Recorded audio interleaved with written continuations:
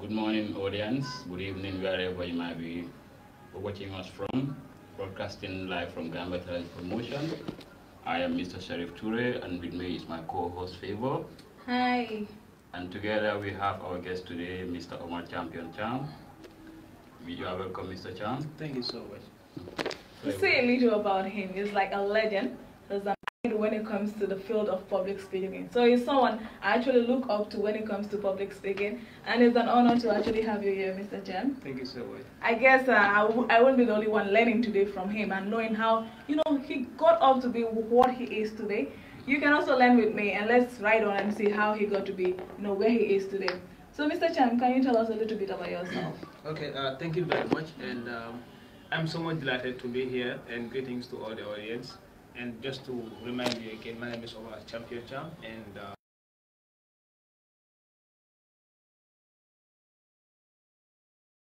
instructor in public speaking, and as well a trainer in good governance, a member of the National Youth Parliament of the Gambia.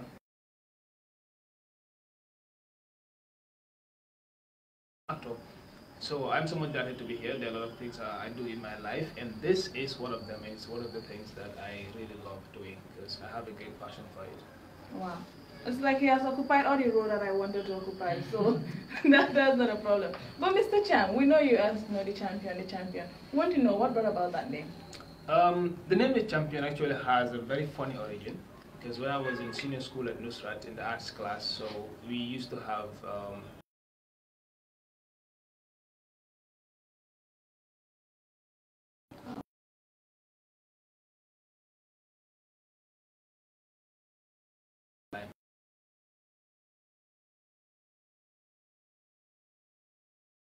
for fun.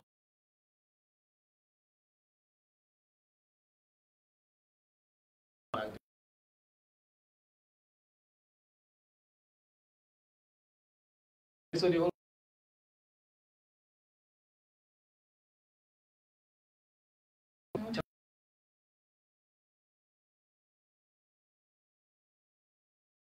I go and I win them. So like he's a champion, Omar the champion, blah blah blah. So that's how the name came about, champion. But what officially made this name champion was the National Poetry Slam, which was held in 2016 with the final stage in 2017 that I won. So upon winning this, it was like, yeah, now you're officially the champion. So that's where this Omar's champion got more ground. So Omar's champion. And some people don't even know my name, some don't even know my surname.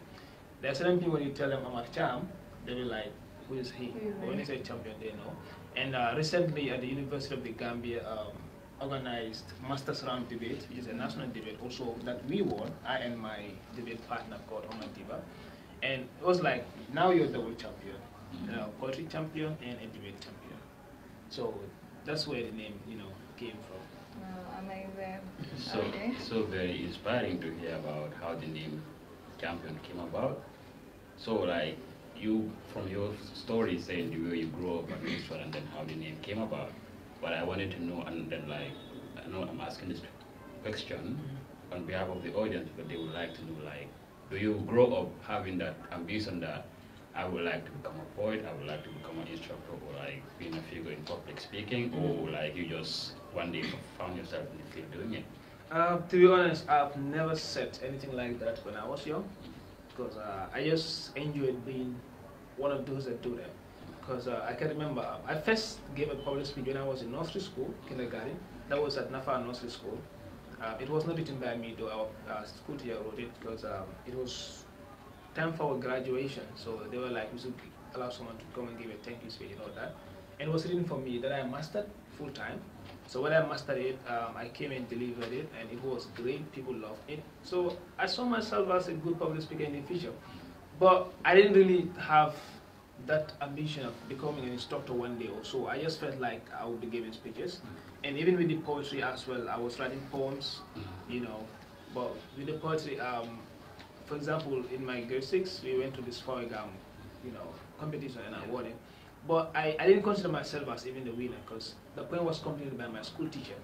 And I believe to be, the winner it's supposed to be done by myself. And from there, this passion for poetry grew up. And when I went to New Zealand, to be honest, I was writing poems, but I was not delivering them. because I felt like we had, you know, better poets there, and I was hiding my work, you know. So one day a friend saw my work, and he loved it, and he told the entire class that I'm a poet too. So I was forced to perform, and they loved it. And from there on, I started performing on different platforms, going up and down, and finally I'm here. Well, you see, at first he didn't feel like he was good enough to actually come out, but look at where he is now, right now. So some of you out there having your, you know, talent, whatever it is, maybe singing, maybe dancing, and you feel like you're not good enough. Maybe, no, there's someone out there better than I am. No, you are you. You are unique. So come up with your talent, and you'll be celebrated for it. Oh, Mr. Omar, you're so young. At the same time, you are like an inspiration to many people, including me. So if you are wondering where I learned my public speaking skill from, it's actually from him right here. So we've been like undergoing some classes for the past months. Yeah, with Sheriff for the past months, and then he has been doing amazing well. I have learned a lot when it comes to public speaking, and I just have to thank you for it because I've really learned a lot. So let's continue with the interview. You have gone through a lot of debates and every other thing. So can you name few debates that you have actually participated in? Yeah, the few debates. Okay, I think my favorite debates basically are the Gambian College organized debate. When I was at the college in my first year, so it was called the inter-year debate, like those in the year one in the first year and those in the second year. So I was in my first year at the time, and we debated against our seniors and we won. And yeah, I love this debate because I was informed at the last minute, like we were not given much time to prepare, but we still prepared. And from there, the other favorite debate, of course, is the one I just won, you know, a few months ago with the university, called the National Debate Championship, bringing students from every part of this country, like from different institutions, and you know, we ended up winning it. And what made it much more beautiful was we were balloted, or we went to the final against a very strong team, you know, a team that everyone was like they're gonna win it. And at the end of the day, you know,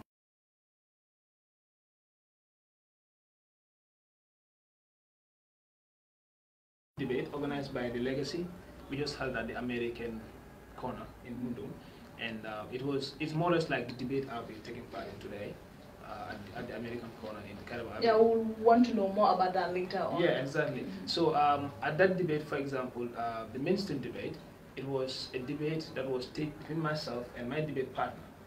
Wow. Like someone That's tough. Yeah, bring, you know, forces together to debate against other people. I was instead given that platform to debate against him. And it was so interesting because everyone was like, okay, these people are always together to win things together. Now let's see how it looks when they go against each other. And fortunately, it was a very, very interesting one. Like, it was the highlight of the night. So I think, yeah, those three are my favorite debates. Okay, guys, we have a surprise package for you. Guess what that is? By the end of this program, he will be performing a poem for us. What? Oh yes, oh yes, oh yes. So I know you can't wait to hear it because I've heard a lot of his poem and like it inspires me anytime I hear it. When I die, I actually love that a lot. Yeah. So he'll be performing any one of your choice. So start thinking and you know what you're gonna perform. So before that, can you count how many debates you have won and how many you have lost? How many debates I've won? Like okay, I could remember junior school. That was the Youngsters Challenge that I won, the college inter-year debate, and then you have the Masters Round debate. Yeah, those are the three debates that I'm really proud of them. Even though we had them other debates, but I think they're not like up to the standard that could make me feel very proud of them. Like, you know, they're more or less indoors. But the debate that I lost was the first edition of the Masters Round debate I took part in. Because we didn't go far in that debate. We stopped at the quarterfinal, if I can remember. Yeah, and it was it was like it was so heartbreaking at the time because we felt like we did very well, and unfortunately we didn't cross. So, but one thing about us was we were able to keep it to ourselves that it's not meant to happen. So we prepare for the next one. So the following edition we didn't even take part, and the last edition, the previous one, we took part and we won. Okay, so did you really have, most of this people, including me, we might have this, we might think that yes, I'm good at poem, I'm good at debate, but just to have that spirit to actually come up in front of a crowd and say, yes, I want to do this, is what most of us lack. So I want to know how you feel yours. Yeah, mine actually, I think it came from my courage to really express what I feel about. Because I've never, like, at any point in my life, feel afraid of a crowd, no matter how big the crowd is. Because when I was given this opportunity to present that in kindergarten, for example, I did it with head high, and I wasn't afraid of the crowd. I could remember even the awards given, when they're giving prizes, I took like 75% of the awards. And this MC was like, come on, you want to overthrow Yaya Jammeh? He was a joke at the time. Okay. So, and like, imagine how powerful Yaya Jammeh was at the time. I was a kid. I was like, yeah. And you know, from that,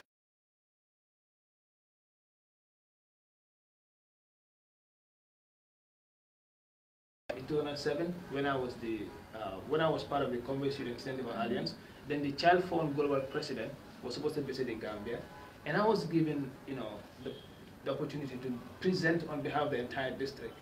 Oh, so that's on behalf of the entire Gambian young people when it comes to what has been achieved. So that was a great moment. I didn't feel afraid at all, and I delivered the people loved it. And also at the National Youth Conference and Festival in 2008, when I was the youngest delegate, you know, and the vice president was there, you know, very important people, and I was still able to challenge the government in the educational aspect, telling them that we don't need a lot of schools, we need good teachers and good educational facilities. And I've been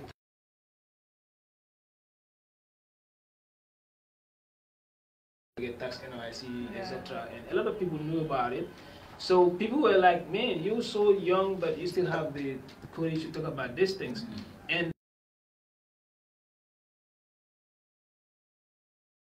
we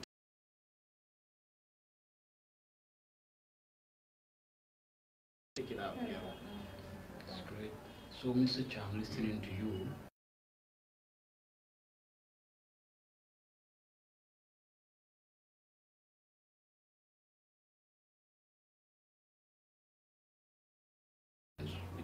where your classmates, you understand? And I know from there, you keep progressing and advancing. If you could tell us, where have your talent so far took you to, either around Gambia or outside Gambia? It could be an inspiration to people who are hiding their talents to come out and showcase theirs, so that they could also start flying high. Most definitely. My talent has taken me so far. Like, because one thing is because of that I'm known. You know, it's because of that I'm even on this platform.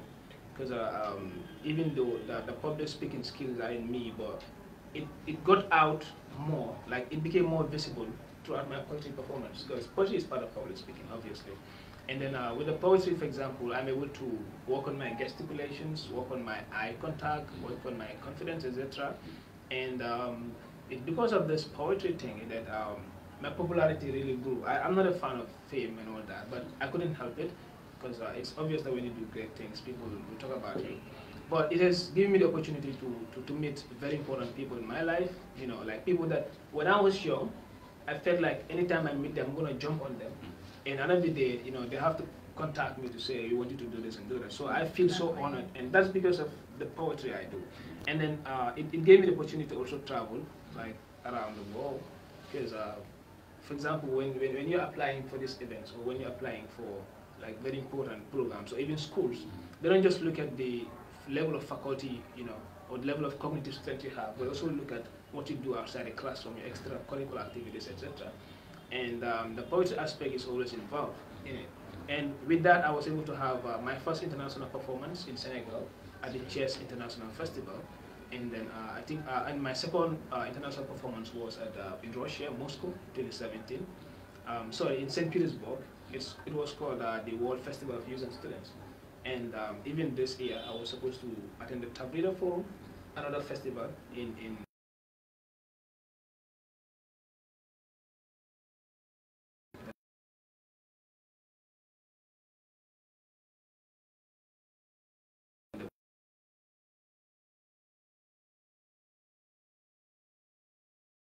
called Open Mic.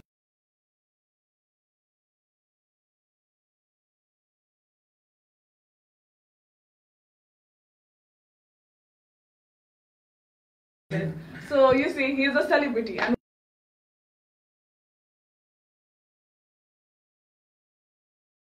to choose between debate and poetry, what will you go for? As you said, you put me on the spot. Yeah. Yeah, honestly, I'm gonna choose poetry because poetry choose me.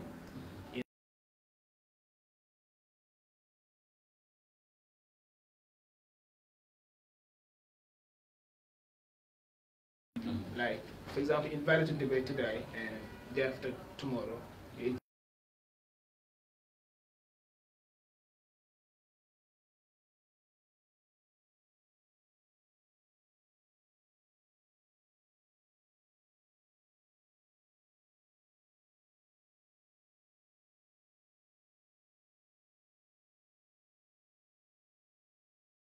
Just like me. And maybe we kind of like poetry. We want to be on that stage one day. We don't even know where to start from.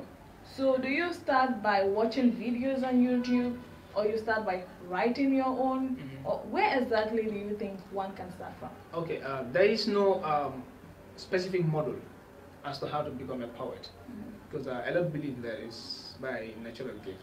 But that's not discourage you, because you have the gift in you and you don't know that you have it. Okay. So the first step in becoming a poet, or in showcasing your poetry, is by writing. No matter how good you are, if you don't write, you not become a good poet. And then I could say this from my own life story, because if I had not written that, if I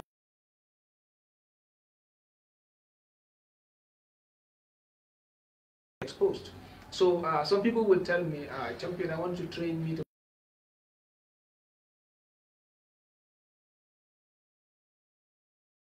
tell you how to use that poetic touch, the graphics and all that. But at the end of the day, the bigger work comes from you. That is you putting the input. Like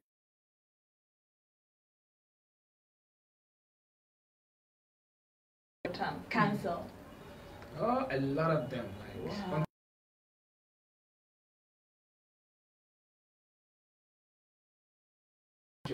that is built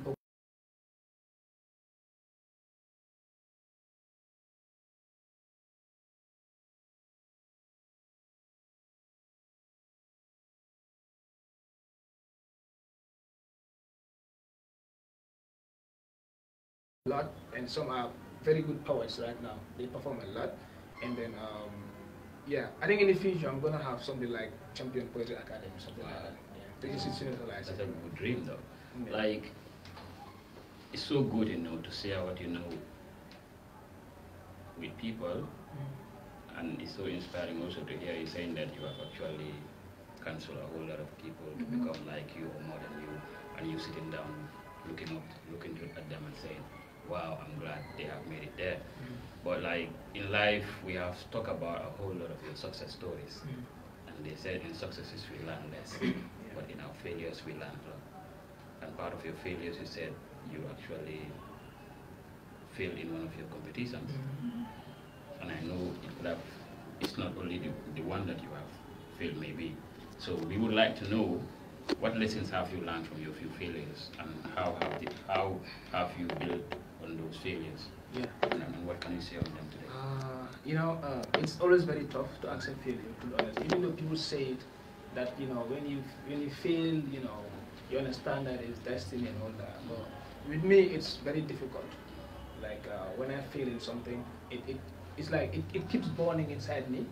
Even no matter how hard I try to accept it, it keeps burning inside me. But at the end of the day, I'm always able to get over it. And I think the biggest highlight of my failure was that debate I talked about. And the other one, even the poetry slam I won, I almost got dropped because in the first round, for example, there were 4 judges. I got 2 no's and 2 yes, and then that was not strong enough to get me through, So they nearly dropped me, but they discovered that they needed, I think, 15 and they got 14 and they included me less. Wow. I was like almost giving up. So that was, a very transformational moment for me because I felt like now I need to do extra. I need to do a lot more to get there. And with that, I was able to win. So what I've learned basically from failures is they're not supposed to destroy us. They're not supposed to damage us. They're not supposed to make us relent from putting our efforts to do things. Instead, they're supposed to inspire us more, give us more strength, and give us more inspiration to continue. Because if you fail in some particular area, you should know that something went wrong.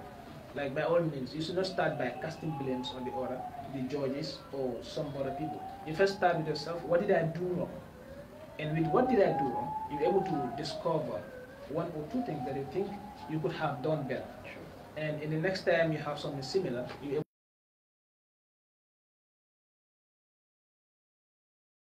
able you that we will learn a lot from him, and I'm serious.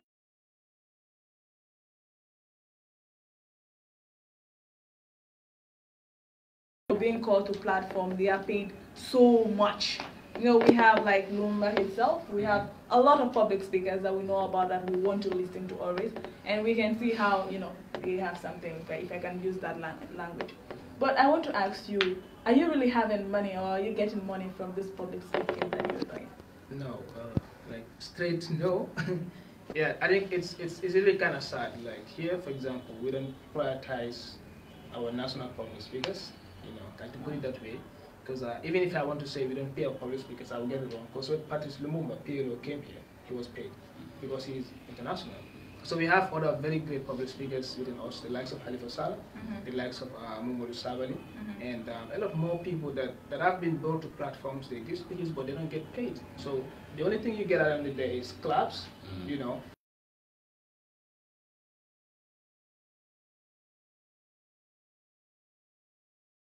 Today.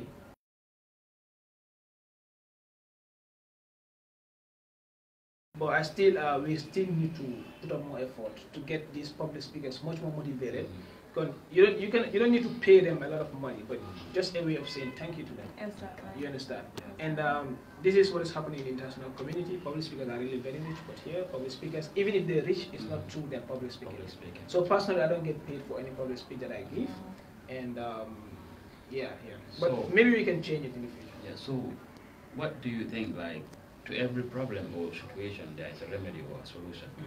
Okay, if like Gambians are inviting international public speakers and getting them paid, and they are good at what they're doing and saying, but we have people like you said, Halifa Saleh, the Mungu Sabalis, yourself, and you also deliver on whatever topical subjects which you choose to discuss on, but you are not getting paid. What do you think can be done to actually remedy that? Is it on the fault of the public speaker, or is it on the fault of the institution inviting you to give lectures, or is it the audience, like you can say, lack of people being much educated or whatsoever? I think the problem lies in two folds. One is the organizers, and two is the audience. Yeah, organizers in the sense that maybe they feel that international public speakers are more important, but the public speakers we have here are super good, so you should also prioritize them. When you organize events and you want people to be inspired, you invite them and let them give the speeches. Even when Patrice Lumumba was coming here, they could have invited these other public speakers and get them paid. You know, I learned that C.D. Jata was giving a speech in one of the forums, but I'm not sure if he was paid or so. So when it comes to the audience, for example, when you put up a ticket on top of your fly that Patrice Lumumba is coming here, they will be willing to come and pay. When you put a ticket on top of your fly that Halifa Saleh is going to give a speech on the Sabbath, and you should pay this particular amount, I don't think they will come. Sure, sure.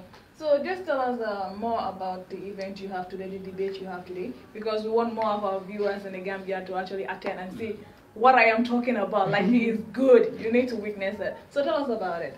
Okay, the debate today is actually a debate organized by the University Gambian Debate Association, UTJDA, and it's actually a platform to share ideas on very important issues, you know, national issues, and then it's been put up in a way that it doesn't just allow the debaters to come and express their opinions, but also gives an opportunity to the audience to also share their opinions in support of or against a particular view that.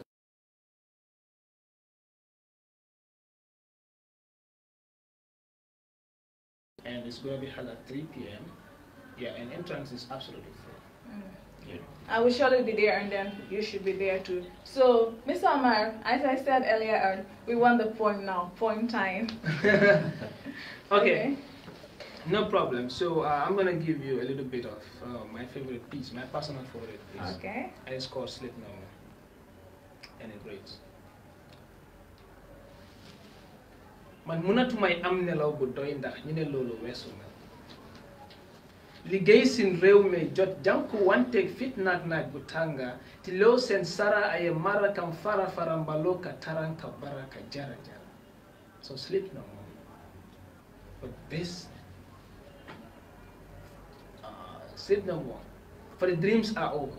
The mental battles and hallucinations are over, so drop the arm and abscond the dream field. It's time to work and we cannot spend our whole life sleeping. So if actions do the talking, arise like a flight passenger, tying a seatbelt is a flight to a new destination.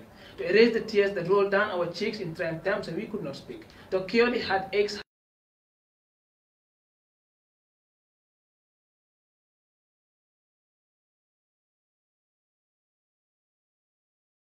and we yet to settle the political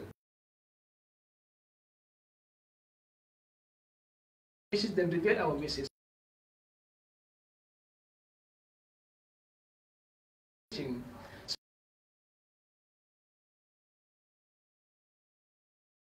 Is derived from failed forces and our political rushes that gave us the black market weight in the wind in test to drink the blood of the innocent lives. And we could not even have the chance to mourn our death. For such task was given to the chemicals in the headquarters and barracks in the old west and plastic bags, so sleep no more. For this is a rejuvenation of our dead souls with stresses no more. A purification of our blood and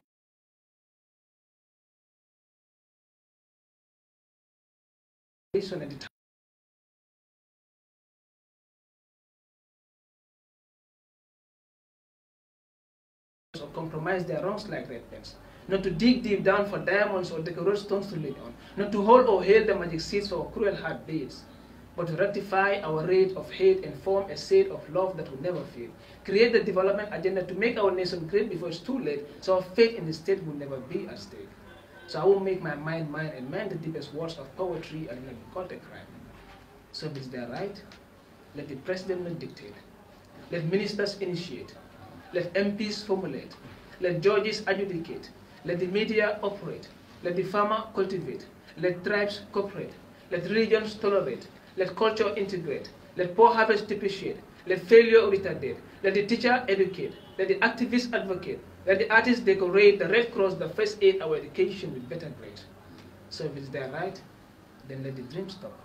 Don't let the mad talk. Don't let the corrupt bribe. Don't let the vampire bite. But don't let the thief hide. Let the tears dry. Let the infant stop the cry. Let the writer write. Let the poet recite. If it's their right, let the flag fly high. Don't fear the retard, that's all we have identified.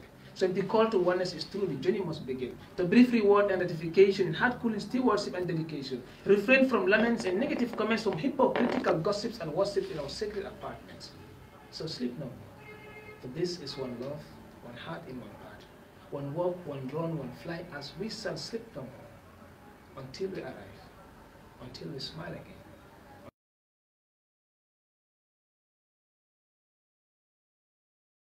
Okay, my turn, please. Now it's like competition, so listen to mine. Sleep no more. The politics are, or am I even making sense? The politician, the women, the widows. Am I even making sense? I will get there. I'll get there very soon. Very soon I'll be on this platform.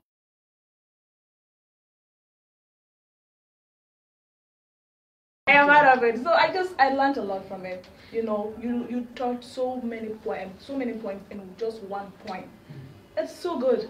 You just like talk to different people with just one piece. Yeah. Politicians are there, our youths are there, different people. So it's really a great way to actually, share your information or, your opinions to other people. It was great having you. Thank you. Your final words, please. My final words for the day? No, for the show?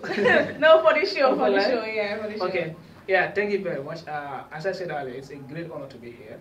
And I'm really grateful for this interview because I feel happy and passionate about talking to people, especially those out there like from different faculties, from different facets of the world. So I'm glad to have said the perspective of my life, and also to maybe in one way or the other inspire a particular life, or to make what I do much more well known. So I'm also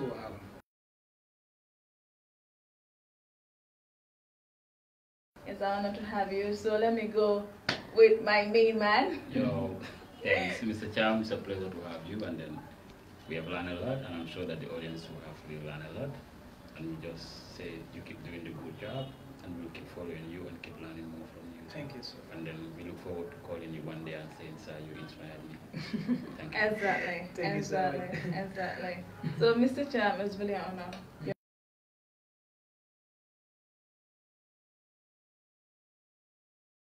And I believe that our viewers also learned a lot. So it was great having you. Thank you for being here, and thank you for the months of classes that you have actually had with us. It was never easy, but you kept coming and kept pushing and kept calling. So it's something that I am forever grateful for. Thank you.